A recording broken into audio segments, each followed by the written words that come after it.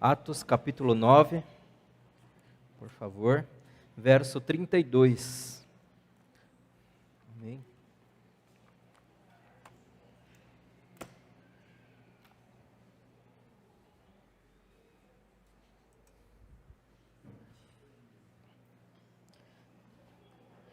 Atos 9, 32. Vou dar continuidade à série de pregações no livro de Atos. A minha versão é a ARA.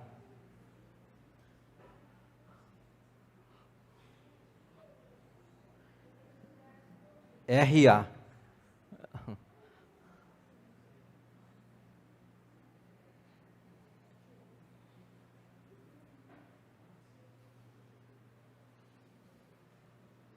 Aí, Atos 9, 32. Após a leitura, quero fazer uma oração. Todo mundo sentado mesmo, tá bom? O texto diz assim: Passando Pedro por toda parte, desceu também aos santos que habitavam em Lida. Encontrou ali certo homem chamado Enéas, que havia 8 anos jazia de cama, pois era paralítico. Disse-lhe Pedro: Enéas, Jesus Cristo te cura. Levante-te e arruma o teu leito. Ele imediatamente se levantou. Viram-no todos os habitantes de Lida e Sarona, os quais se converteram ao Senhor. Amém? Senhor, nós te louvamos, te agradecemos por poder estar em tua casa. Nós entoamos cânticos de louvor e adoração ao teu nome, porque o Senhor é digno de honra, de glória e de receber toda honra, glória, poder e louvor. Mas nós nesta noite queremos também te ouvir, ó Pai, através da tua palavra, Senhor. Mediante a tua graça, usa a minha vida, que eu possa ser apenas um canal, assim como Pedro foi neste dia, curando Enéas. Por favor, eu estou aqui diante de ti, dependo do Senhor, mas oro para que corações sejam alcançados, quebrantados, transformados, libertos e que vidas sejam salvas. Não somente as pessoas que estão aqui, mas aquelas que futuramente ou posteriormente ou já estão assistindo de suas casas ou de onde quer que seja. Alcance essas vidas, ó Senhor, porque a tua palavra é viva e eficaz. É a nossa oração, Senhor, nessa noite, é a minha oração. Amém. Amém. Bom, nós vimos no capítulo 2 a transformação que Pedro passou após ele compreender de fato o propósito do Senhor. Temos no capítulo 2 a descida poderosa do Espírito Santo, e acontece ali em Atos 2, o que nós conhecemos como aquele grande avivamento, e cerca de 3.000 pessoas foram salvas naquele dia, após a pregação do apóstolo Pedro. E a igreja, desde então, só cresceu, só crescia, e com o crescimento, cresceram também as demandas, aumentaram também os desafios.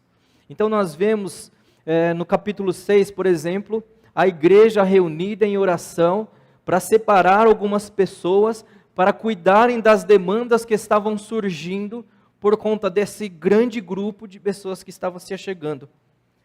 E nós vemos, por exemplo, no capítulo 8, anterior a esse, que Felipe, ele prega em Samaria, pessoas se convertem, Pedro precisa ir até lá, e desde então o texto vem mostrando este movimento do apóstolo Pedro, caminhando nos mesmos caminhos que Felipe fez em Samaria, e aqui é uma continuação destes momentos de visita de Pedro. Pedro então está visitando as igrejas, visitando as comunidades que passaram a se reunir em adoração ao Senhor. Pedro então começa a fazer essas visitas para conhecer a igreja que estava crescendo, para conhecer o povo do Senhor que estava se achegando a ele. Então nós vemos um Pedro em movimento. Pedro está em movimento e daqui até o capítulo 13 nós vamos ouvir muito falar de Pedro. Aqui é basicamente uma preparação do que está para acontecer no capítulo 10, com a visita de Pedro até a casa do centurião Cornélio. Até aqui, neste momento, Pedro ainda não havia visitado os gentios. Estas cidades que são citadas aqui, por exemplo, Lida, Sarona, são cidades de não gentios, de judeus ou de prosélitos, de pessoas que são judias, mas de raças misturadas com outros povos, enfim, que são judeus, que conhecem a religião judaica. Então Pedro ainda até então não tinha visitado cidades, ou, aliás, não tinha entrado em contato, de fato mesmo, com um gentil e compreendido que o evangelho também era para outras pessoas. Ainda que ele tenha visitado Samaria e tudo mais, isso não estava totalmente claro para ele. Tanto que isso aqui é uma preparação para o que vai acontecer no capítulo 10. Eu não sei quem vai pregar o capítulo 10, mas vai ter uma explicação melhor. E eu queria trazer alguns destaques deste texto hoje, quero ser bem breve, espero ser. Eu quero falar de algumas lições que nós podemos aprender hoje com esse texto, e sobretudo com o apóstolo Pedro. A primeira lição que nós podemos aprender, ela já inicia no versículo 32, dizendo o seguinte: passando Pedro por toda parte. Aquele que tem um encontro com o Senhor, aqui sobretudo a líderes, aqui sobretudo a pastores, aqui sobretudo a nós em cargo de liderança, isso é muito importante. Aquele que tem uma responsabilidade, aquele que responde à comunidade, à igreja local, diante do Senhor, ele deve conhecer o povo do Senhor. Ele deve conhecer o povo do qual faz parte do mesmo corpo que ele está, do mesmo corpo que ele serve. É muito comum nós ligarmos a TV e vermos megas igrejas no nosso país, com alguns ditos pastores, alguns ditos apóstolos, que se dizem pastorear 5, 10, 15 mil pessoas. Se você chegar diante desses pastores, se você chegar diante desses apóstolos e perguntar se eles sabem o nome de uma única ovelha do Senhor, eles não vão saber. O que eles vão saber é de números. O que interessa para essas pessoas é dinheiro. Toda a igreja neopentecostal que nós vemos e ligamos na televisão, ela tem esse viés. Ela quer, pelo menos, você liga, o que você vê é crente pedindo dinheiro. Quando eu olho para esse texto, e para qualquer outro texto do Novo Testamento, sobretudo, eu não vejo isso. Eu vejo uma igreja que crescia na graça e no conhecimento do Senhor, dependendo sempre do seu Senhor. Quando nós ligamos a televisão, esses homens se colocam como dependentes do dinheiro das pessoas.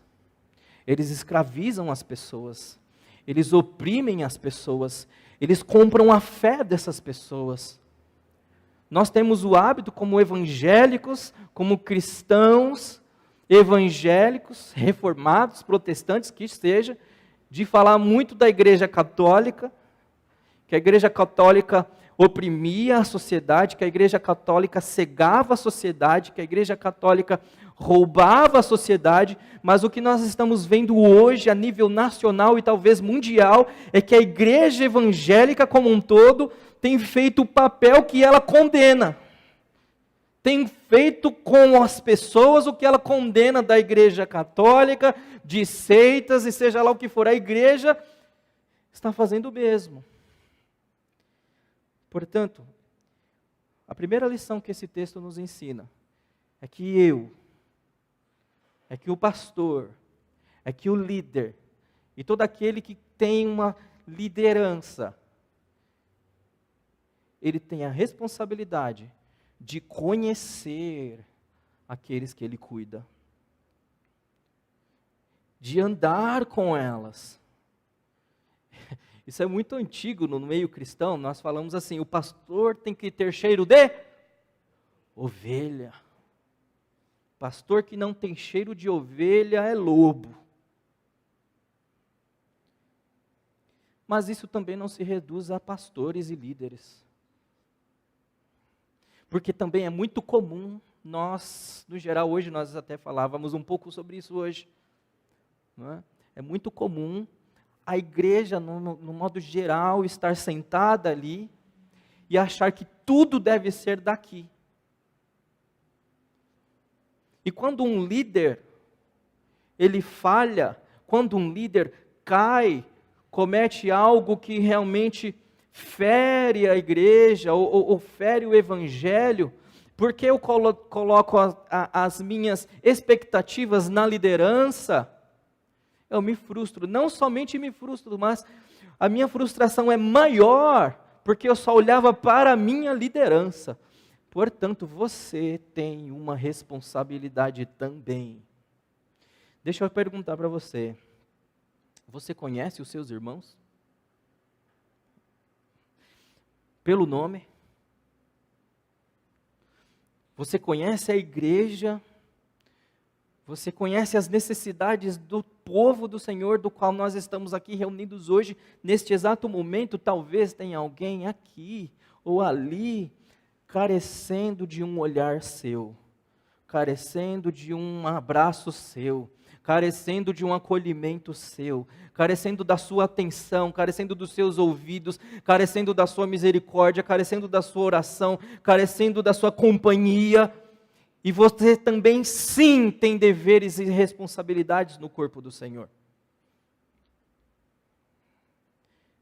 É muito comum nós vermos as pessoas depositar sobre determinado tipo de liderança, seja o pastor, seja o líder do ministério de louvor, seja o líder de ministério que for, depositar sobre ele a expectativa que ele mesmo não consegue realizar e cumprir. Ele cobra, espera da liderança, espera do pastor, espera da pessoa que está aqui, uma postura que ele mesmo não tem. Porque ele não se envolve, e ele não se envolve justamente porque ele não quer responsabilidade. As pessoas não querem responsabilidades, mas você está no corpo de Cristo. Você também tem deveres e responsabilidades. Nós somos irmãos. Quando foi a última vez que você mandou uma mensagem para alguém para saber como essa pessoa estava? Quando foi a última vez que você ligou para alguém, apesar que a gente nem liga mais hoje, mas vamos usar essa linguagem. Quando foi a última vez que você ligou para alguém para dizer, olha, o irmão, ou irmã, o fulano, enfim, não faz um tempo que eu não te vejo, está tudo bem? Está tudo bem com você? Como eu posso te servir? Como eu posso te ajudar? Então, a igreja tem que caminhar junto com a liderança junto com a igreja, um conhecendo o outro, mas no geral não é isso que nós vemos, infelizmente. E a primeira lição que nós aprendemos com esse texto é que, sim, nós devemos conhecer os nossos irmãos. Nós devemos nos achegar aos nossos irmãos. E é interessante que o verso 32 diz assim, passando Pedro por toda parte, desceu também aos santos que habitavam em Lida. Eu fico muito intrigado. Vocês já se perguntaram quem são os santos? É muito doido, isso é muito interessante, isso é incrível, porque santo é todo aquele que está no Senhor. E é um escândalo isso, para as pessoas que não compreendem.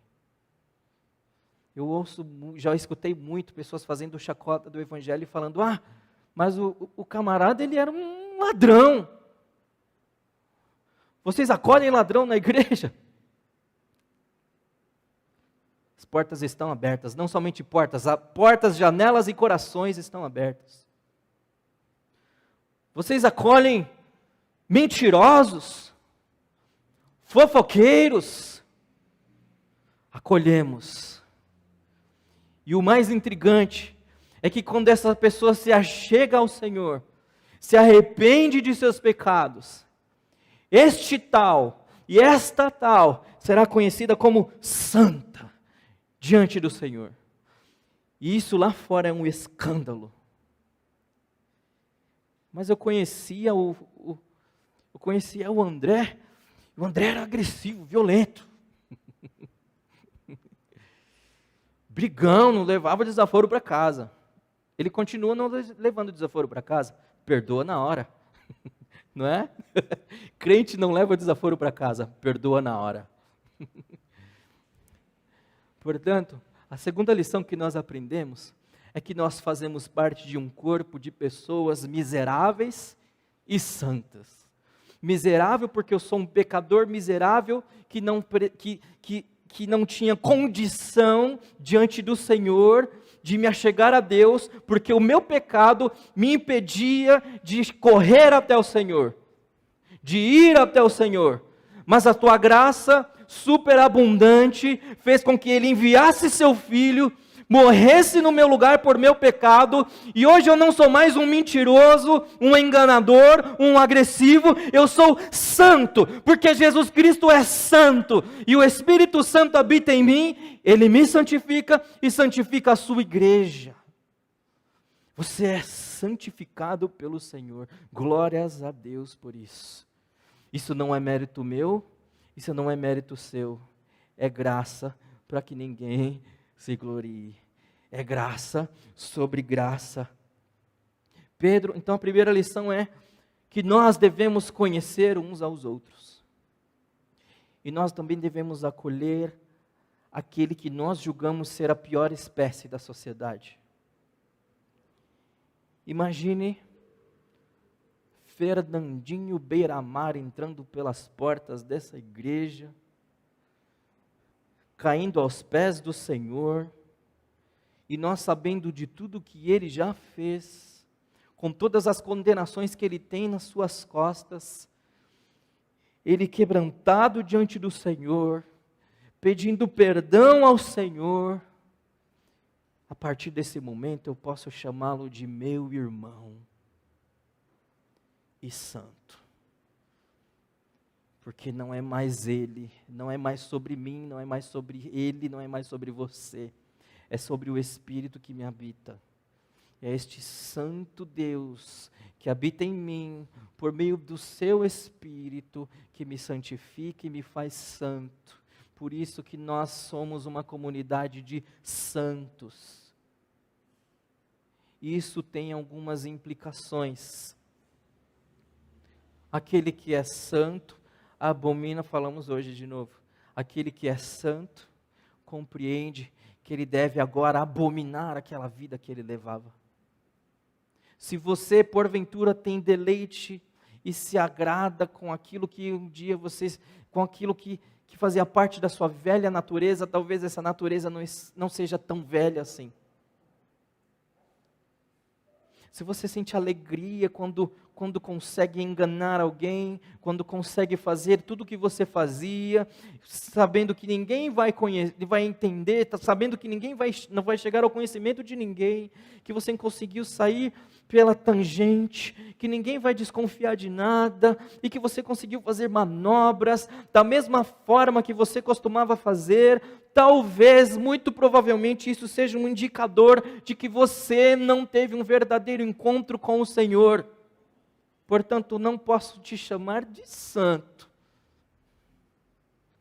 Quem é você? Quando ninguém vê. Quem é você quando não tem ninguém por perto? Quem é você? Quais são os pensamentos que passam na sua cabeça, os desejos que você alimenta no seu coração? Porque nós cantamos, faz-me Senhor, para teu louvor, eu quero ser usado sem medida. se eu quero de fato viver o que eu cantei, é algo muito sério que nós cantamos. É seríssimo, belíssimo louvor, porém é sério, ele traz uma carga de responsabilidade, que nós precisamos refletir. Quem eu sou diante da igreja, da comunidade do Senhor, diante da vida? Quem eu sou? Adolescente, quem é você? Pai de família, quem é você? Mãe, quem é você? Irmão, quem é você? Irmã, quem é você?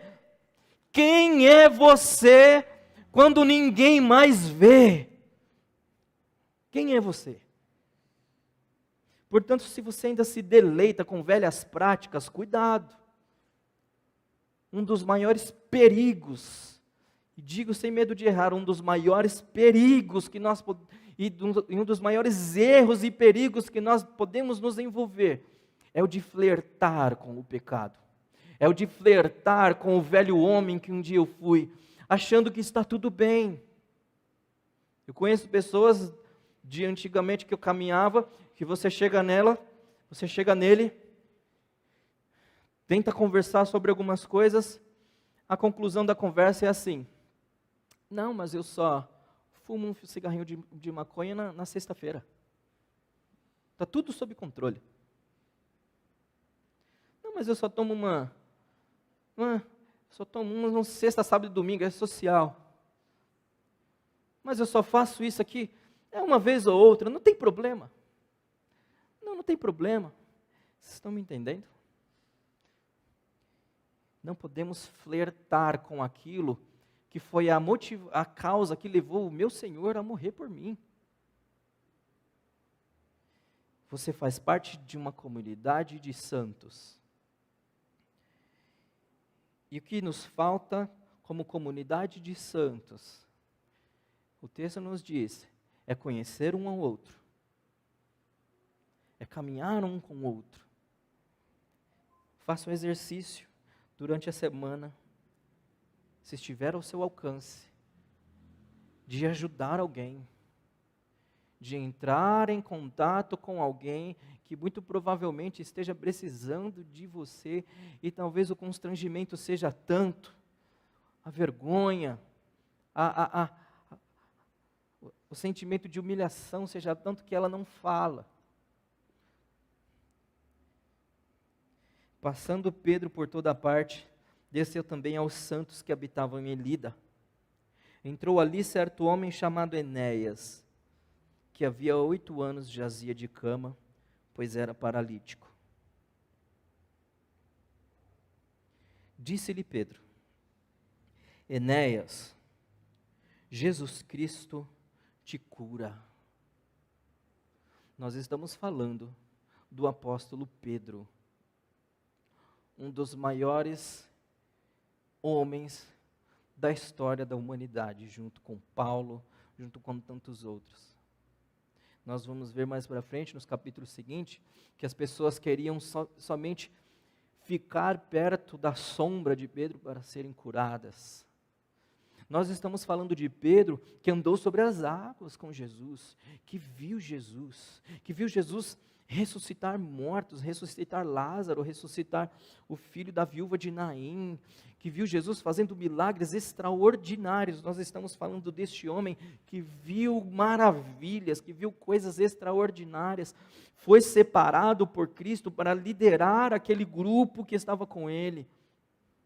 E Pedro também, e o Senhor também, através de Pedro, realizou grandes milagres. Capítulo 5 é um que nós podemos ver, ele cura um paralítico, um homem que tinha um problema nas pernas. Então nós olhamos para Pedro aqui, olhando para aquele homem, nós vemos Pedro olhando para aquele homem, Enéas, que estava há 8 anos paralítico. E ele diz: Jesus te cura. Pedro não trouxe para si, não arrogou para si a capacidade de curar. E isso é muito comum, embora não pareça, é comum. Pessoas que se colocam e se posicionam, de novo, ligue seu dever, você vai ver que essas lideranças fazem as pessoas dependerem delas. O papel meu e seu, Pedro está dizendo aqui, Jesus te cura, é apontar para Jesus, é revelar Jesus às pessoas e fazer com que elas compreendam que tudo é sobre Jesus Cristo. Tudo é sobre o Senhor Jesus. Pedro colocou-se apenas como um canal e não arrogou para si aquela capacidade de curar, porque ele não tinha nenhuma. Por isso que ele diz, é Jesus que te cura. Eu quero te falar algo no nome de Jesus. É Jesus que vai entrar na sua vida. Não espere de ninguém. Não espere o posicionamento de ninguém. Não espere a atitude de ninguém. É Jesus que precisa entrar na sua vida, na sua casa, na sua família, no seu coração. É Jesus que vai transformar a sua vida. É tudo sobre Jesus. É Jesus.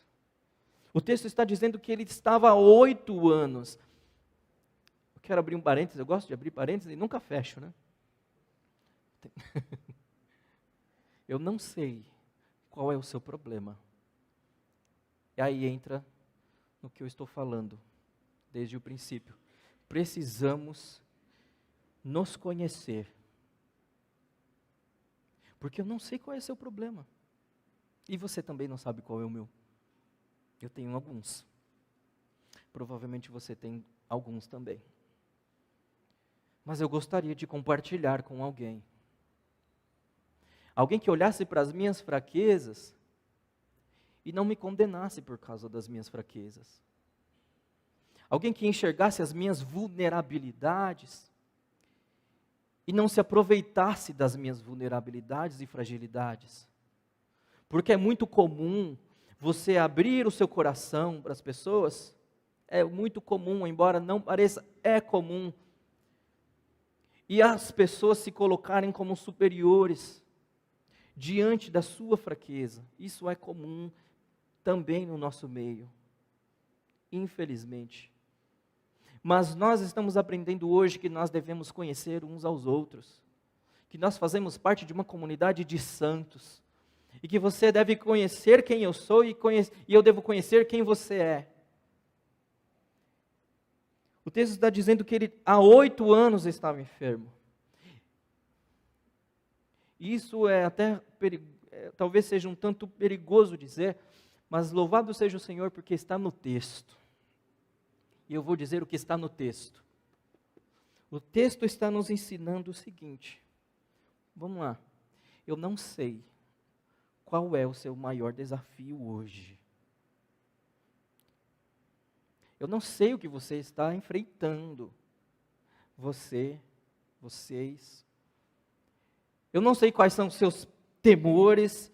Eu não sei quais são os seus anseios. Eu não sei quais são as suas privações. Eu não sei aquilo que te paralisa há tanto tempo. Eu não sei o que te fez parar. Eu não sei se você tem uma família disfuncional, se você tem uma casa conturbada, se você tem um casamento que está à beira do caos, se você tem familiares que não se falam, que não se relacionam, que não se respeitam, se você tem um pai, uma mãe difícil de lidar, um filho envolvido em drogas, ou seja lá o que for, eu não sei por quanto tempo isso tem durado. Mas o texto nos diz que Jesus tem o poder de entrar e transformar a sua vida.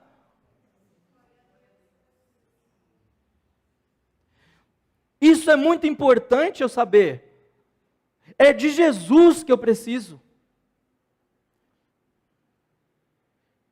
As pessoas, elas procuram outros caminhos. Ontem eu conversava com um pessoal, nós estamos tratando o sintoma.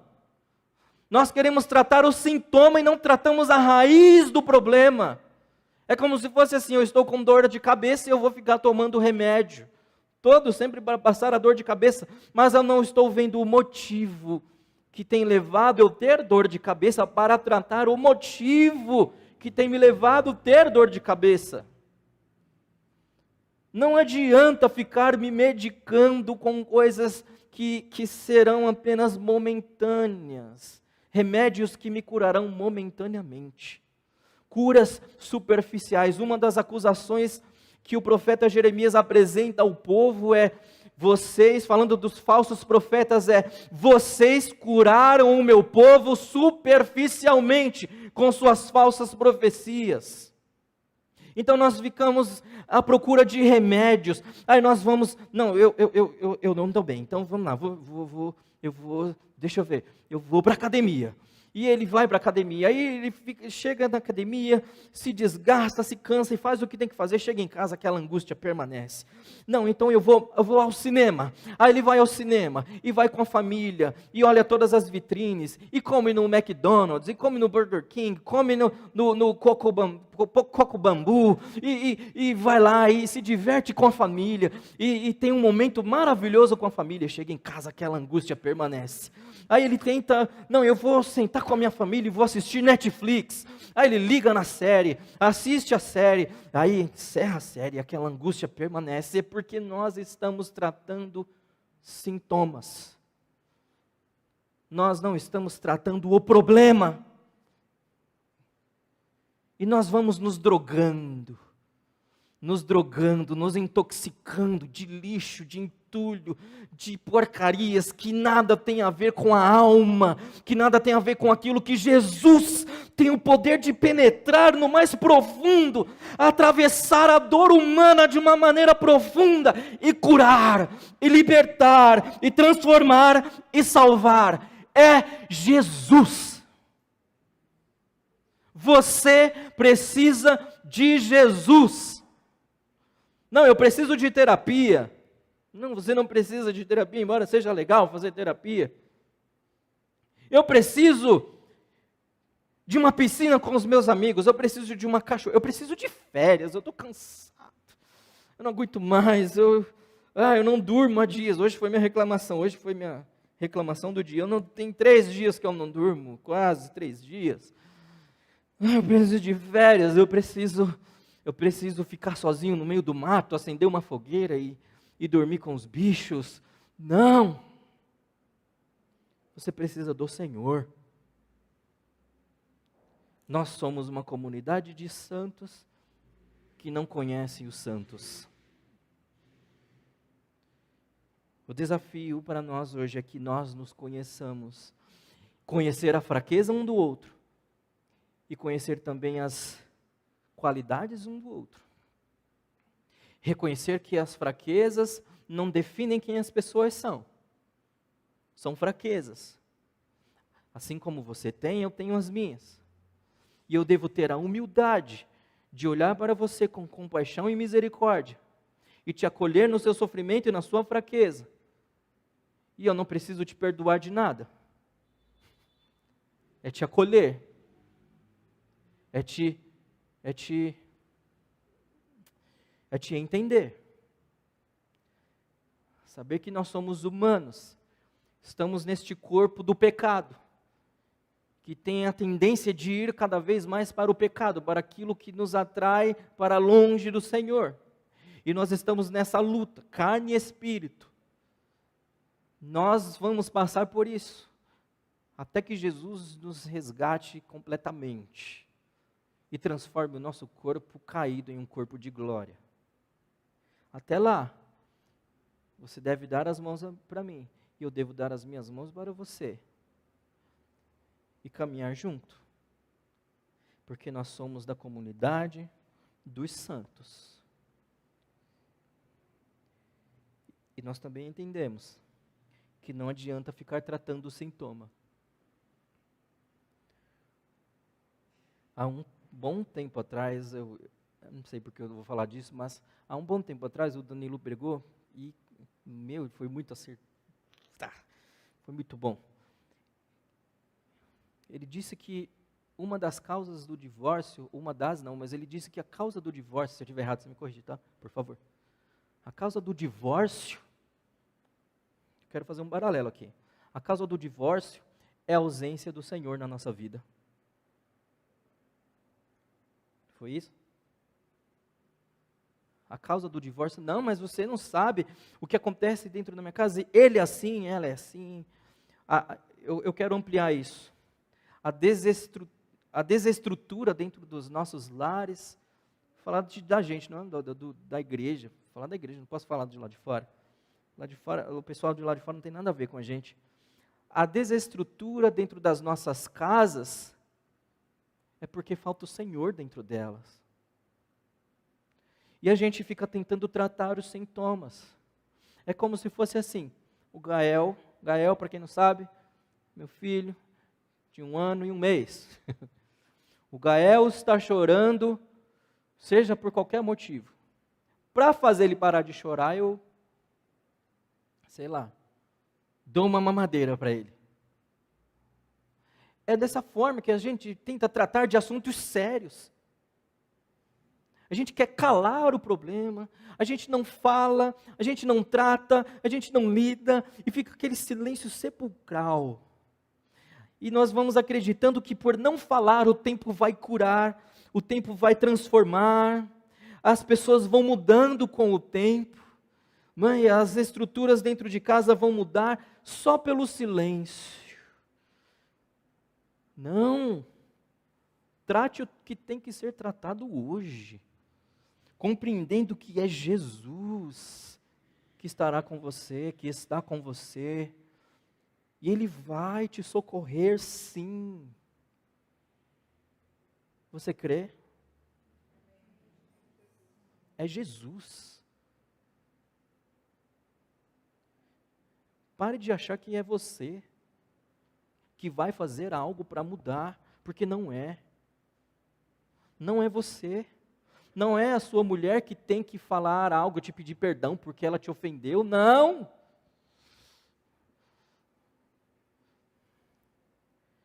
E você fica esperando esse primeiro passo dela. Poxa, ela me chateou, então não vou lá. Ou o contrário também, não é o seu marido. Vocês estão precisando de Jesus.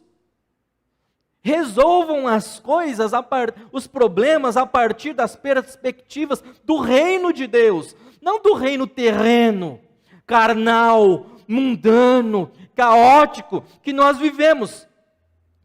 Voltando, nós nos enchemos de entulhos, de porcarias, de lixos, tratando os sintomas e não a raiz do problema. Quando tem que tratar o problema, nós nos mordemos, nós nos gladiamos, e nós deixamos Jesus de segundo plano e tentamos trazê-lo para dentro dos nossos relacionamentos, quando não dá mais, quando já acabou. Aí nós pensamos, olha, se eu tivesse feito assim, se eu tivesse feito assado. Depois de perder tudo, nós passamos a refletir no que poderia ter sido diferente. E a conclusão é que faltou Jesus. Seja lá qual for o seu problema,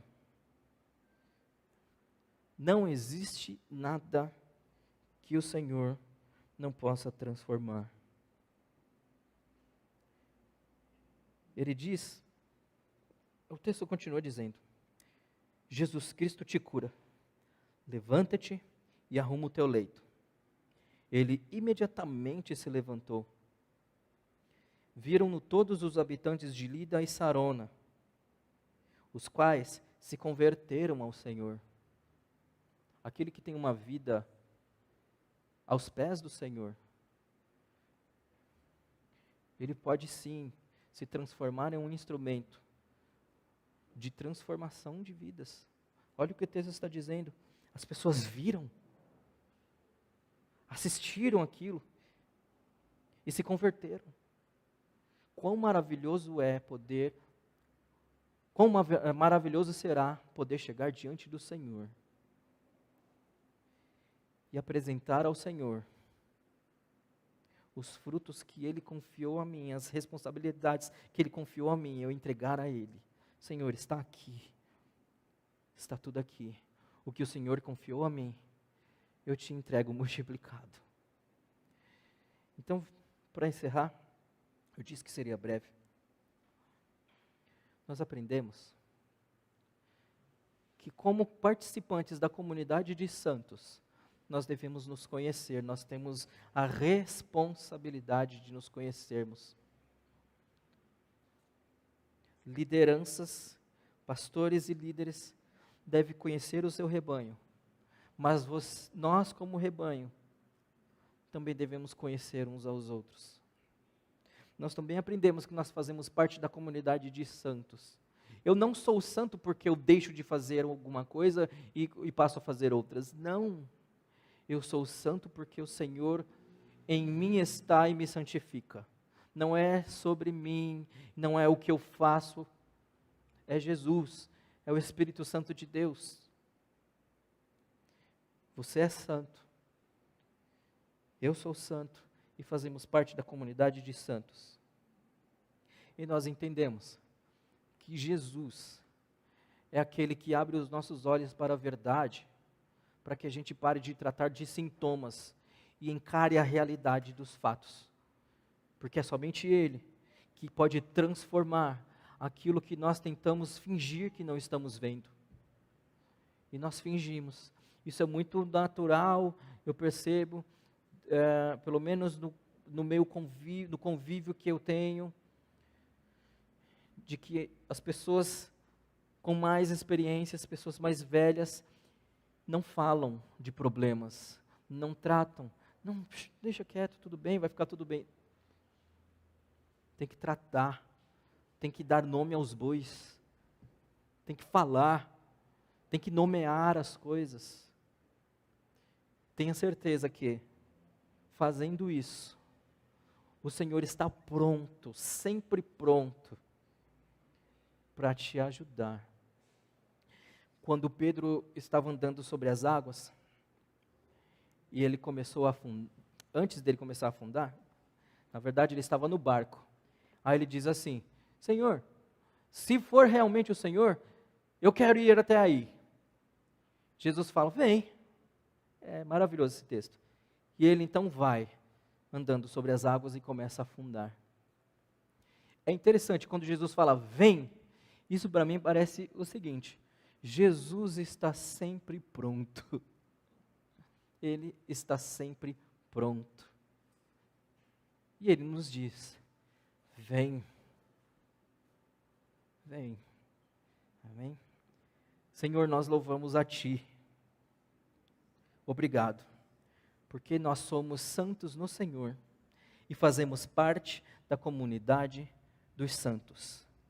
Não por mérito nosso, não por qualquer obra, não por qualquer ação ou não ação, mas porque um santo morreu na cruz do Calvário e o sangue de Jesus me purifica de todos os pecados.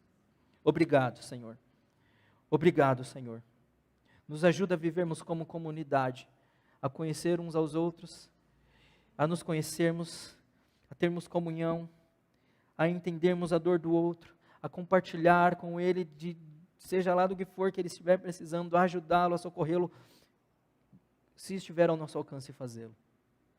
Senhor, entra nas nossas vidas, entra nas nossas casas, entra nos nossos casamentos, entra nos nossos relacionamentos, no nosso local de trabalho, porque é o Senhor, unicamente o Senhor, que tem o poder suficiente para transformar toda e qualquer vida e situação.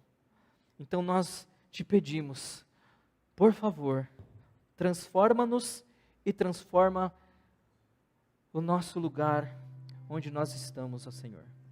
No nome de Jesus é o que nós te pedimos, ó Deus Pai, e te louvamos. Amém. E graças a Deus. Obrigado.